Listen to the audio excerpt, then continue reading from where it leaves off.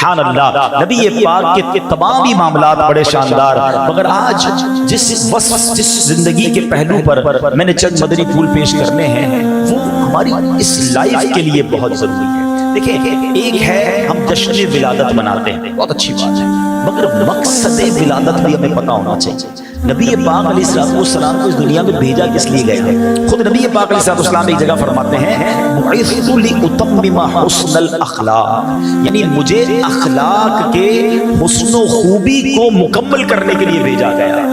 آئے ہائے، کیسا اخلاق تھا کہ قرآن فرماتا ہے وَإِنَّكَ لَعَلَىٰ خُلُقٍ عَظِيمٍ، بے شک یقیناً عظیم اخلاق پر ہو۔ یعنی نبی پاک علیہ السلام کے اخلاق کی قرآن مثال دے رہا ہے، اور گویا ہمیں رول ماڈل بتایا جا رہا ہے کہ لائف گزارنی ہے تو سرور کائنات علیہ السلام کے طریقے پر گزارنی ہے۔ نبی پاک نے کاروبار بھی کیا، آقا نے شادی بھی فرمائی، آپ کی فیملی بھی تھی، صرف پہاڑوں میں یا غاروں میں زندگی نہیں گزاری، یعنی زندگی کے وہ سارے کام کیے جو میں اور آپ کر رہے ہیں۔ آپ کے یہاں اولاد بھی ہوئی، آپ نے اپنے بچوں کی شادی بھی کی، آپ نے ٹریول بھی کیا، آپ کے دوست بھی تھے، آپ کے ساتھی بھی تھے، آپ لیڈ بھی کر رہے تھے، آپ جناب کمانڈ بھی کر رہے تھے، آپ نے جہاد بھی کیا، آپ نے دوسرے ملکوں سے تعلقات بھی بنائے۔ اللہ اکبر، یہ تمام کام ہمارے لیے رہنمائی ہیں۔ اگر کوئی باپ چاہتا ہے میں بہترین باپ بن جاؤں، وہ نبی پاک کی سیرت کو پڑھے۔ اگر کوئی دوست چاہتا ہے کہ میں بہترین دوست بن جاؤں، وہ نبی پاک کی صحابہ کے ساتھ جو ایٹیٹیوڈ تھا اس کو سمجھے۔ اگر کوئی بزنس مین چاہتا ہے کہ میں اچھی تجارت کروں، وہ سرور کائنات علیہ السلام کی تجارت کو دیکھے۔ اللہ اکبر، زندگی کا کون سا پہلو ہے جو ہمارے لیے رہنمائی نہیں رکھتا؟ میں آپ کو دو واقعات سناتا ہوں جو آج ہماری زندگی میں بڑا فرسٹریشن کا ماحول ہے، اور جناب بڑا جس کو کہیں کہ کوئی ٹالرنٹ کرنے کے لیے تیار ہی نہیں ہے۔ ہر بندہ ریڈی ٹو فائٹ ہے، نہ کسی میں صبر ہے، نہ کوئی کسی سے پیاری اور محبت والی بات کرنے کے لیے تیار ہے۔ آؤ میں بتاتا ہوں، جس نبی کا میلاد منانے آئے ہو اس نبی کا اخلاق کیسا تھا، میرے آقا کا انداز کیسا تھا۔ معاملہ کچھ یوں تھا، ایک شخص تھے جو یہودیوں کے اس زمانے میں عالم تھے، زید بن سعنہ، بعد میں یہ مسلمان ہو گئے رضی اللہ عنہ، بعد میں تو صحابی بن گئے، یہودی عالم تھے۔ ایک بار نبی پاک علیہ السلام سے کچھ کھجوریں انہوں نے خریدی، اور کھجوریں دینے کی مدت میں ابھی 2 یا 3 دن باقی تھے، بزنس ڈیل تھی اور ٹائم طے ہو گیا کہ اتنے دنوں بعد نبی پاک انہیں کھجوریں دے دیں گے، ابھی 2-3 دن باقی تھے کمٹمنٹ پورا ہونے میں۔ تو انہوں نے مسجد میں نبی پاک علیہ السلام کی چادر کو پکڑا پبلک کے سامنے، اور بڑی تیز نظروں کے ساتھ بڑی بلند آواز کے ساتھ کہا اے محمد صلی اللہ علیہ وسلم، تم عبد المطلب کی ساری اولاد کا یہی طریقہ ہے کہ تم لوگ ہمیشہ حقوق ادا کرنے میں دیر لگایا کرتے ہو، اور ٹال مٹول کرنا یہ تم لوگوں کی عادت بن چکی ہے۔ پیارے آقا سے اس طرح صحابہ موجود ہیں، مسجد نبوی شریف کا ماحول ہے، اب حضرت امیر المومنین عمر فاروق اعظم رضی اللہ عنہ، آپ کا جلال، آپ کی نبی پاک سے محبت، آپ تو کھڑے ہو گئے نا کہ نبی پاک سے یہ کون اس طرح بات کر رہا ہے۔ بڑی تیز نظروں سے آپ نے انہیں گھورا اور کہا اے اللہ کے دشمن، اگر نبی پاک کا ادب نہ ہوتا ابھی تلوار سے تیرے سر کو قلم کر دیتا۔ اللہ اکبر، اب نبی پاک کا ایٹیٹیوڈ کیا ہے ذرا تصور کرو، میں کہیں یا آپ کہیں جا رہے ہوں، ہمارے 4-5 دوست یا ہمارے باڈی گارڈ ہمارے ساتھ ہوں اور کوئی ہمارے ساتھ بدتمیزی کرے، اب ہم کیا کرتے ہیں کہ جناب اتنے سارے لوگ ہمارے ساتھ ہیں، اس کو تو سیدھا سبق سکھانا ہے۔ نبی پاک کے ساتھ عمر فاروق بھی ہیں، دیگر صحابہ بھی ہیں، مسجد بھی آپ ہی کی ہے، یہ بندہ بھی غیر مسلمان تھا، نبی پاک نے کیا کیا یہ سمجھو۔ آقا علیہ السلام نے عمر سے کہا، حضرت عمر رضی اللہ عنہ سے، اے عمر تم یہ کیا کہہ رہے ہو؟ تمہیں تو چاہیے تھا کہ مجھے ادائے حق کی ترغیب دیتے، مجھے یہ کہتے کہ حضور اس کی کھجوریں دے دے، اور اس کو نرمی کے ساتھ بات کرنے کا سمجھاتے کہ تم نرمی سے بات کرو، اور نبی پاک فرماتے تو مجھے کہتے کہ پیارے آقا آپ اس کا حق ادا کر دیں۔ اللہ اکبر، اب نبی پاک نے حضرت عمر سے کیا کہا کہ اس کے حق کے برابر کھجوریں دے دو اور تھوڑی کھجوریں زیادہ بھی دے دو۔ حضرت عمر کہتے ہیں ایک تو بدتمیزی کی اس نے، اچھا ٹھیک ہے اب اس کی جتنی کھجوریں نکلتی اتنی دینا، ایکسٹرا کس چیز کی دینی ہے؟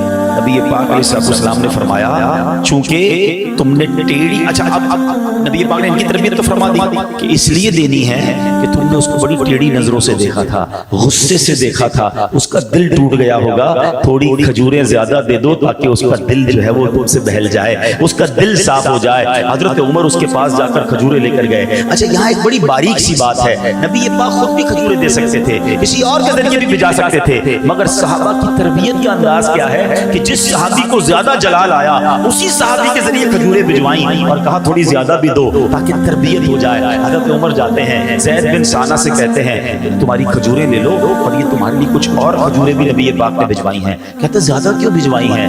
کہا میرے آقا نے فرمایا میں نے تم کو بڑے غصے سے دیکھا تھا, تمہارے سامنے میری آواز بلند ہو گئی تھی, تمہاری دل جوئی کے لیے کچھ کھجوریں زیادہ بھجوائی ہیں. اللہ اکبر. اب زید بن ثانہ نے کیا کہا, اے عمر تم مجھے پہچانتے ہو میں کون ہوں؟ کہ کون ہوں؟ کہا میں زید بن ثانہ ہوں. کہ تم وہی ہو جو یہودیوں کے بہت بڑا عالم ہے؟ کہا میں وہی ہوں. کہ پھر تمہیں تمیز نہیں ہے کہ اللہ کے نبی سے بات کیسے کرتے ہیں؟ اتنی تم نے بلند آواز سے بات کی, اتنا مس ایٹیٹیوڈ تم نے کیا. اب سنو زید بن ثانہ کیا کہتا ہے. وہ کہتے ہیں بات یہ ہے کہ میں نے اپنی کتابوں میں پڑھا ہے کہ جو آخری نبی ہوں گے ان میں دو نشانیاں ہوں گی.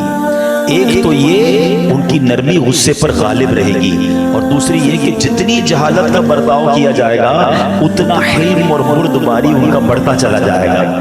اے عمر مجھے ٹیسٹ لینا تھا, مجھے پتا تھا کہ بڑوں سے اس طرح بات نہیں کی جاتی, مگر مجھے چیک کرنا تھا کہ جو ہماری آسمانی کتابوں میں آخری نبی کی نشانیاں ہیں یہ نشانیاں ان میں موجود ہیں کہ نہیں. اے عمر میں نے پہچان لیا ہے یہ اللہ کے آخری نبی, یہ سچے نبی ہیں. عمر سنو میں بہت مالدار آدمی ہوں اور میں نے اپنا آدھا مال نبی پاک کے قدموں میں قربان کر دیا, اسلام کے لیے وقف کرتا ہوں, اور میں کلمہ پڑھتا ہوں اور گواہی دیتا ہوں کہ اللہ کے سوا کوئی معبود نہیں اور محمد الرسول اللہ کے رسول ہیں. اللہ اکبر. یہ ایک واقعہ کاش ہمیں سمجھ آ جائے. دیکھیں ٹٹ فور ٹٹ, جیسے کو تیسا, اینٹ کا جواب پتھر سے. ارے اس نے میرے سامنے بدتمیزی کی, اب میں اس کو بتاتا ہوں میں کون ہوں. اس نے ایک گالی دی میں اس کو 7 گالیاں دوں گا. اس نے بدتمیزی کی اب اس کی اوقات یاد دلاؤں گا. یہ اسلام نہیں ہے. نبی پاک اور صحابہ یہاں بدلہ لیتے تو کیا زید بن ثانہ مسلمان ہوتے؟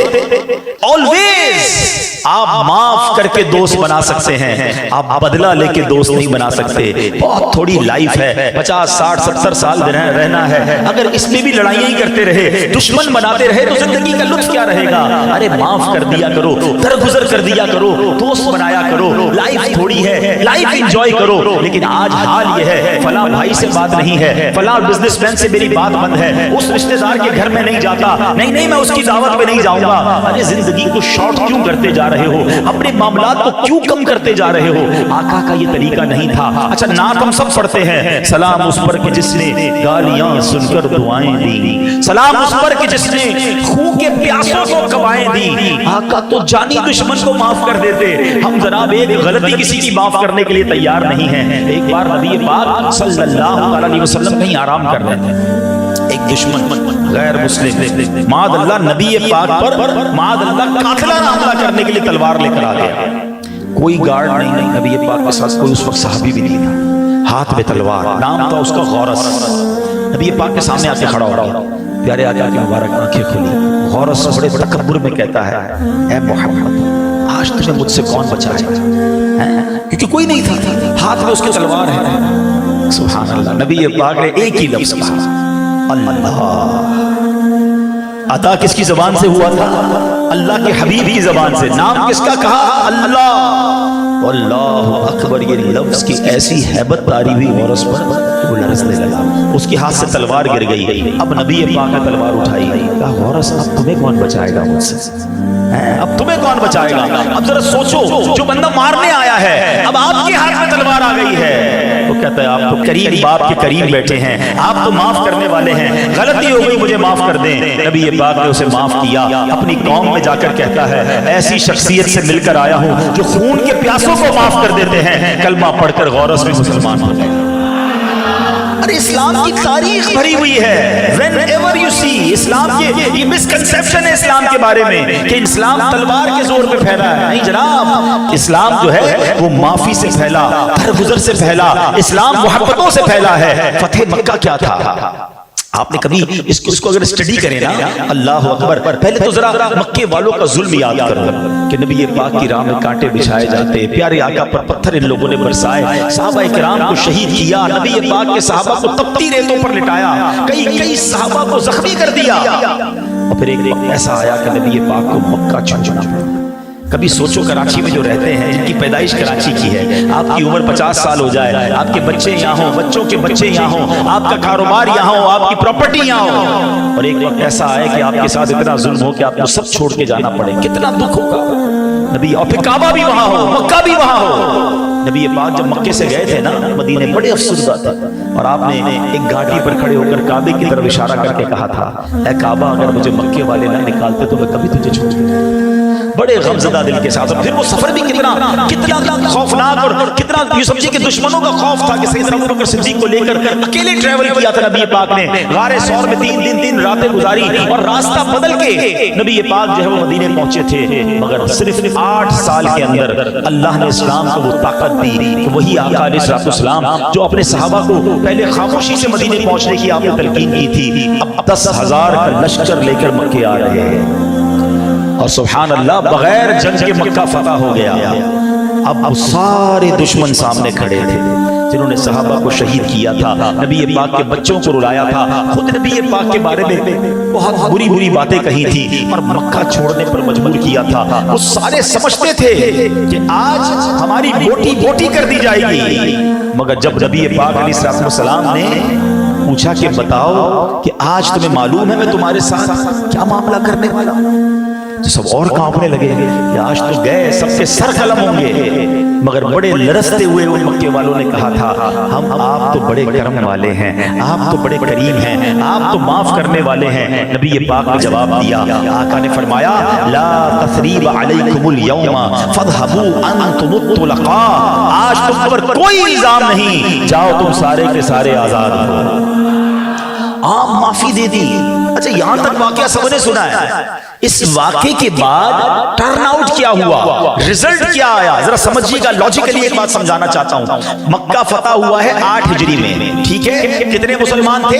10,000 مسلمان مدینے سے لشکر کے طور پر آئے تھے. کچھ عورتیں مدینے میں ہوں گی، وہاں بھی 10,000 آپ کاؤنٹ کر لو. تو all together in all around the world 20-25 ہزار سے زیادہ مسلمان نہیں ہیں. مگر ادھر معافی کا اعلان ہوا، وہ زاروں کتار رونے لگے. ان کو خیال ہی نہیں تھا کہ ہم معاف کیے جائیں گے. ہم نے تو ان کے بچوں کو، ان کے صحابہ کو شہید کیا، ہم نے ان کی عورتوں کے ساتھ بدتمیزی کی، ہم نے ان کے ساتھ بڑا ظلم کیا، ان کی پراپرٹی پر قبضہ کر لیا، یہ آج ہمیں کیسے چھوڑیں گے. مگر جب نبی پاک نے معاف کیا نا تو اہل مکہ زاروں کتار رونے لگے، اور ہزاروں کی تعداد میں لوگ کلمہ پڑھ کر مسلمان ہو گئے. اچھا اس کا رزلٹ کیا ہے؟ حجت الوداع کب ہوا ہے؟ دیکھو میں آپ کو چلے چھوٹی سی اسلام کی ہسٹری سمجھو. اسلام کس گریجولی انداز سے آگے بڑھا ہے.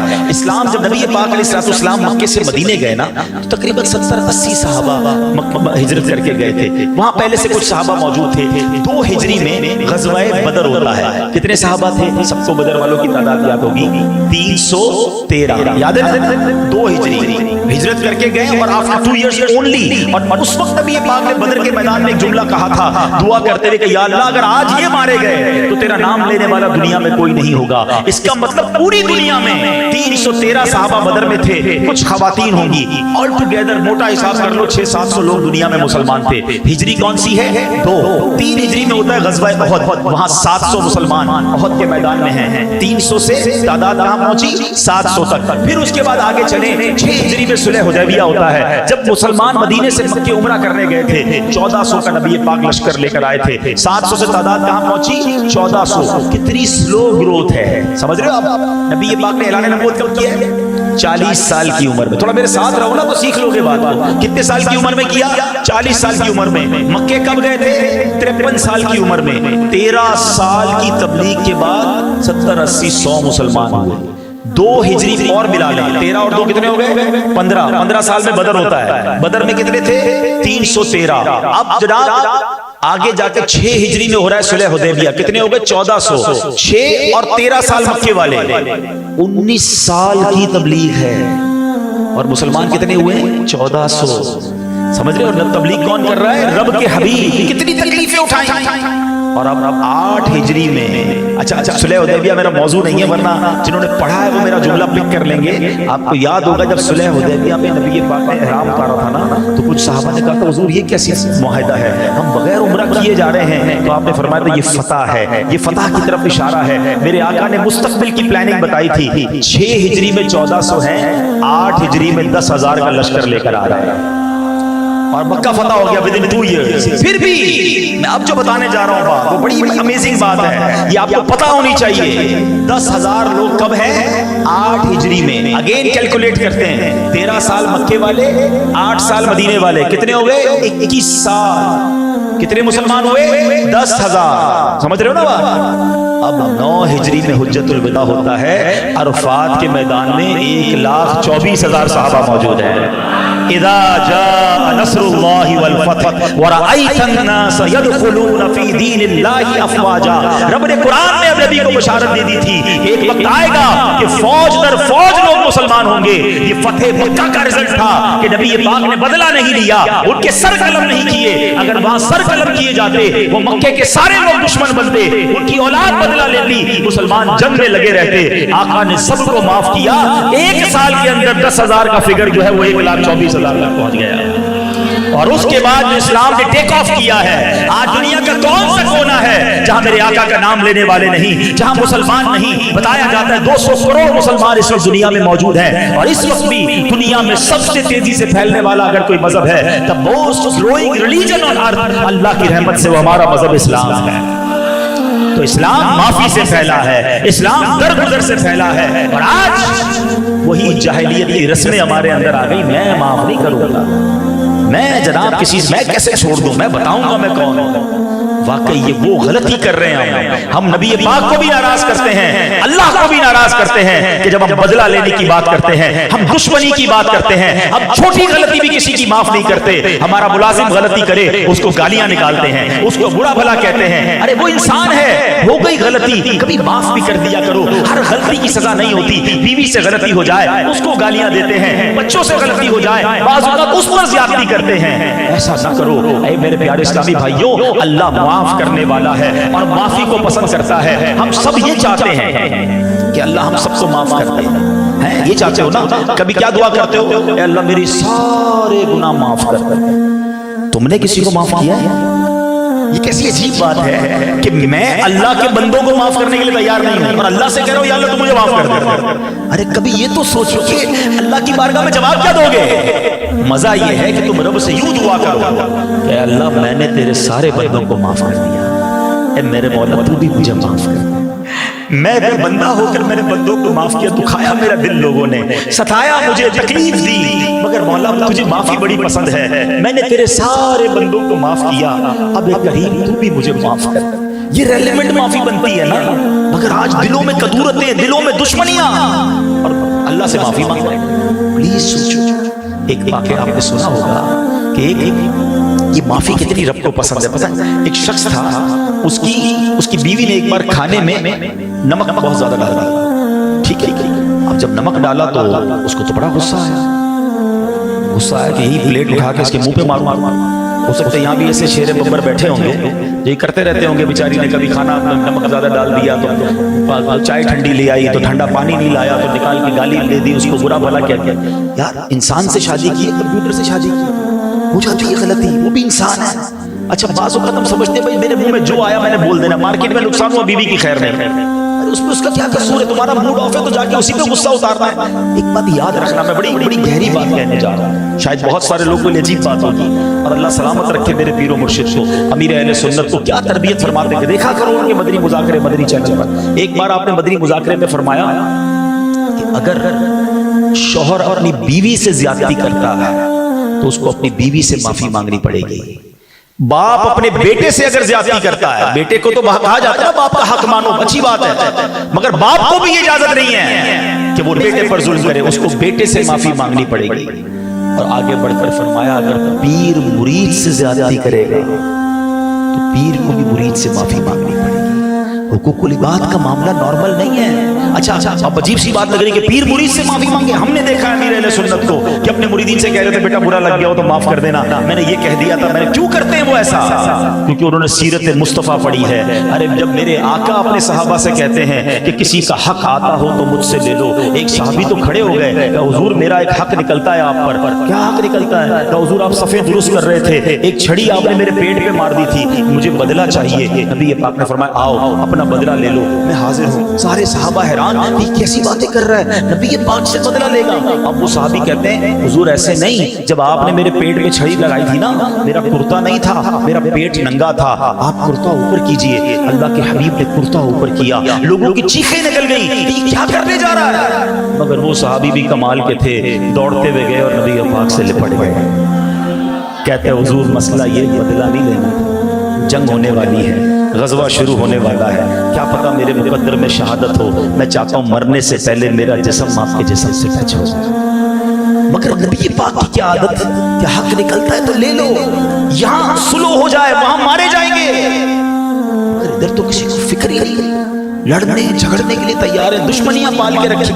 تو میں واقعہ سنا رہا تھا کہ اس بندے کی بیوی نے کھانے میں نمک زیادہ ڈالا, بڑا غصہ, ابھی بدل دیتا ہوں بدلہ. مگر بدلہ پھر سوچنے لگا, یار میں ایک غلطی میری بیوی نے کی ہے, مجھے غصہ آ رہا ہے, بدلہ لینے کو جی چاہ رہا ہے, میں تو صبح سے شام تک اپنے رب کی کتنی نافرمانیاں کرتا ہوں, اگر میرے رب نے میری پکڑ کرنی شروع کی تو میرا کیا بنے گا. کہتا میں نے کچھ نہیں کہا, چپ چاپ میں نے کھانا کھایا, چھوڑ دیا. مرنے کے بعد مجھے بتایا گیا کہ اس دن جو تو نے بندہ ہو کر میری بندی کو معاف کیا تھا, میں تو سب سے بڑا معاف کرنے والا ہوں, جا میں نے تیرے سارے گناہوں کو معاف کر دیا. یہ ہے معافی, یہ ہے درگزر, اور یہ ہے نبی پاک کا طریقہ. میں اصل میں چاہتا یہ ہوں, جو میں کوشش کر رہا ہوں جہاں بھی ہم بیان کر رہے ہیں, یہ میسج لے کے چل رہے ہیں کہ یار میلاد تو ہم ہر سال مناتے ہیں, مگر میلاد کے اس مہینے کے بعد میرے اندر فرق کیا آتا ہے. میں جیسا میلاد سے پہلے ویسا ہی میلاد کے بعد, تو میں نے کیا لیا اس رحمت کی بارش سے. بارش تو برسی مگر میرا دامن تو خالی رہا. اگر میں پہلے ہی لڑائی جھگڑے والا, میلاد کے بعد بھی لڑائی جھگڑے والا, پہلے بھی بے نمازی بعد میں بھی بے نمازی, پہلے بھی بد اخلاق اب بھی بد اخلاق, میلاد کے مہینے سے پہلے بھی حرام کمانے والا, میلاد کا مہینہ گزارا, میلاد بھی منایا, پرچم بھی لگائے, لائٹیں بھی لگائیں, لنگر بھی کھایا, پھر حرام کمانے والا. تو کیا امپلیمنٹ ہوا میری ذات میں, مجھے میلاد نے کیا دیا؟ اس کا مطلب میں نے دل کا دروازہ کھولا نہیں ہے, ورنہ میلاد کے اجتماع میں تو بڑی برکت ہوتی ہے. پلیز کم از کم یار ربیع الاول کے مہینے میں نبی پاک کی ایک ادا تو سیکھ لو کہ یار یہ والی اب بس میری لائف میں آج کے بعد میں اس کو شامل کر لیتا ہوں. آپ کو کوئی کہے یار تم تو بہت غصے ہوتے تھے, بات پہ لڑتے تھے, تم بڑے نرم ہو گئے ہو, آپ کہیں یار آقا کا میلاد آیا ہے, میرے آقا معاف کرنے والے تھے, میں بھی معاف کرنے والا ہوں. یار تم فجر بھی پڑھنے لگ گئے, ساری نمازیں پڑھنے لگ گئے, تو آپ جواب دیں کہ بس نبی پاک کا میلاد آیا اور آقا نے فرمایا جعلت قرۃ عینی فی الصلاۃ, نماز میں میری آنکھوں کی ٹھنڈک ہے. نبی پاک کا برتھ ڈے تھا, گفٹ بھی تو دینا تھا نا, میں نے آقا کو نماز کا تحفہ دیا, میں 5 وقت کا نمازی بن گیا. تو میلاد کا ایسنس ملے گا نا, تو اس کی برکتیں ملیں گی. تو بجائے کہ یار ہم میلاد کرتے تو ہمارے اندر فرق آتا ہے, اتنی ساری نبی پاک کی سیرت سنتے ہیں, خود ویسے کے ویسے ہی رہتے ہیں. نہیں تو میرے پیارے اسلام دیکھیں, یہ جو حقوق العباد ہے نا, یہ معاملہ زیادہ سینسٹیو ہے. دیکھیں ماشاءاللہ مجھے کافی سارے چہرے نظر آ رہے ہیں, نمازی بھی ہیں, چہرے پہ داڑھی بھی ہے, یہاں حاجی بھی ہوں گے, عمرہ کرنے والے بھی ہوں گے, صدقہ خیرات کرنے والے ہوں گے, بہت اچھی بات ہے. مگر یہ سارے کام پتہ ہے کیا ہے, یہ ہے حقوق اللہ. اب میرا اور اللہ کا معاملہ ہے. خدا نہ خواستہ اگر کوئی شخص 70 سال تک نماز نہ پڑھے نا, ایک بار سچی توبہ کر لے, اللہ قبول کر لے, اس کے سارے گناہ معاف فرما دے گا. لیکن بندوں سے جو معاملہ ہے نا وہ زیادہ سینسٹیو ہے, کیونکہ اگر کسی کا دل دکھایا نا, کسی کے ساتھ زیادتی کی, تو جب تک بندہ معاف نہیں کرے گا رب بھی معاف نہیں فرمائے گا. آپ سوچیے, ہم بعض اوقات نماز میں پنکچوئل ہوتے ہیں, حج بھی کر رہے ہوتے ہیں, روزے بھی رکھ رہے ہوتے ہیں, لیکن لوگوں کے ساتھ برتاؤ ٹھیک نہیں ہوتا, فیملی کے ساتھ برتاؤ ٹھیک نہیں ہوتا, کسی کے ساتھ نرمی سے بات نہیں کر رہے ہوتے. یہ نہ کریں. یہاں تو بندہ کہتا ہے جو کرنا ہے کر لے, میرے آگے کوئی نہیں بول سکتا, مجھ سے کون پیسے وصول کر سکتا ہے, جو تیرے سے ہو سکتا ہے کر لے. جملے بولا نہ کرو. ہاں ٹھیک ہے وہ غریب جو ہے نا کچھ کر نہیں سکتا, مگر ایک کام کر سکتا ہے کہ اللہ کو مدد کے لیے پکار سکتا ہے. اور ظالم کی گریبان پر مظلوم کا ہاتھ ہوتا ہے جب رب عز و جل اس سے انتقام لیتا ہے. میں پنجاب میں پچھلے دنوں گیا, ایک جملہ سنا مجھے تو کپ کپی آ گئی. پنجابی لوگ ایک بڑا پیارا جملہ کہتے ہیں مضبوط آدمی سے نہ ڈرو, ماڑے آدمی سے ڈرو. مطلب ماڑا کہتے ہیں کمزور. میں حیران, میں نے کہا اس کا کیا مطلب؟ کہتے ہیں ماڑا جب ہاتھ اٹھاتا ہے نا, جب فریاد کرتا ہے نا تو وہ عرش تک جاتی ہے. جب کوئی کسی کمزور کو دباتا ہے نا تو پھر اس کے ساتھ رب کی طاقت اور رب کی قدرت ہوتی ہے. تو یہ نہ کہو کسی کو کہ تم میرا کچھ نہیں کر سکتے, وہ بہت کچھ کر سکتا ہے. زندگی میں ایک فارمولہ یاد رکھنا, دعائیں لینا, ہائے مت لینا. اگر آپ کو فیل ہو نا کبھی زندگی میں یار چلتا کاروبار ڈسٹرب ہو رہا ہے, بڑی اچھی صحت تھی گڑبڑ ہو رہی ہے, فیملی میں بڑا پیار تھا لڑائی جھگڑے شروع ہو گئے, تو چیک کرو کسی کی ہائے تو نہیں لے گئی. کیونکہ تنگ کرو گے نا کسی کو اور اس نے اللہ کو پکارا تو پھر اس کی لاٹھی بے آواز ہے, پھر تباہ برباد ہونے میں ظالم کو دیر نہیں لگتی. پلیز ٹرائی ٹو انڈرسٹینڈ حقوق العباد, یہ بڑا سینسٹیو معاملہ ہے. دنیا میں کسی کا دل اگر دکھا دیا ہے, کسی کا مال آپ کے پاس آ گیا ہے, کسی کی پراپرٹی آپ کے پاس ہے, یا کوئی بھی حق ہے, ادھر معاف کروا لو, ادھر دے دو اسے. قیامت کے دن تو تمہارے جائیں گے, پکڑے جائیں گے. تو آج میں نے نبی پاک کی جو معافی اور درگزر کے آپ کو واقعات سنائے, اے میلاد منانے والوں اپنی ذات میں معافی اور درگزر لے آؤ. پھر دیکھو جب آپ بندوں کو معاف کرنے لگو گے نا, بندوں کو معاف کر کے پھر رب سے کہو گے نا کہ یا اللہ میں نے بندہ ہو کر تیرے بندوں کو معاف کر دیا, اے میرے کریم تو بھی مجھے معاف کر دے. پھر وہ رب کریم بھی ہمیں معاف فرمائے گا. اللہ کرے کہ آج کے اس بیان کی برکت سے ہمارے اندر جو یہ غصہ, فرسٹریشن, انتقام کی آگ جلتی رہتی ہے, ہر کسی سے بدلہ لینا ہے, چھوڑنا نہیں ہے. نہیں میرے بھائی, یہ اسلام نہیں ہے. میرا بھائی ہے, میرے آقا کا امتی ہے, کلمہ پڑھنے والا ہے. یار انسان ہے, ہو گئی غلطی, اس سے معاف کر دو. اب پتہ ہے بعض اوقات ایک غصہ, ایک بدلے کی وجہ سے بھائی دور بیٹھے ہوئے ہیں, بھائی بہن کے گھر نہیں جا رہا, بہن بھائی کے گھر نہیں آ رہی. ارے بلکہ میاں بیوی میں صرف یہ جھگڑا ہے کہ وہ معافی مانگے تو میں گھر جاؤں گی, اور شوہر کہتا ہے وہ معافی مانگے تو وہ میں اس کو گھر پہ لے کر آؤں گا. اچھا دونوں ایک دوسرے کو یاد بھی بڑا کر رہے ہیں, مگر ایک بیچ کی سوری ہے جو کرنے کے لیے دونوں میں سے کوئی تیار نہیں. ارے تم آگے بڑھ جاؤ, تم معافی مانگ لو. ہماری میموری میں ایک بڑا پیارا جملہ بولا جاتا ہے کہ جو گمیوں وہ اللہ کے گمیوں, آپ جھک جاؤ, آپ معافی مانگ لو اور آپ دوستی کر لو. انشاءاللہ اس کی برکت آپ کو ملے گی. معافی مانگنے سے کوئی چھوٹا نہیں ہوتا, معاف کر دو, درگزر کرو, اللہ تمہیں معاف فرمائے گا. الحمدللہ ایسی پیاری باتیں دعوت اسلامی کے ماحول میں سکھائی جاتی ہیں. آپ اس ماحول سے وابستہ رہیں, اور مدنی چینل اگر دیکھتے رہیں گے تو اس طرح کے مزید پروگرام سنیں گے تو ہمارے اندر بھی انشاءاللہ فرق آنا شروع ہو جائے گا. دعوت اسلامی کا مرکز فیضان مدینہ پرانی سبزی منڈی کے پاس جیل چوڑی سے جو آگے جاتے ہیں, ہر جمعرات پروگرام ہوتا ہے, سیٹرڈے پروگرام ہوتا ہے. کبھی کبھی وقت نکال کر وہاں بھی آیا کریں. صلو علی الحبیب. میرے اعمال کی اصلاح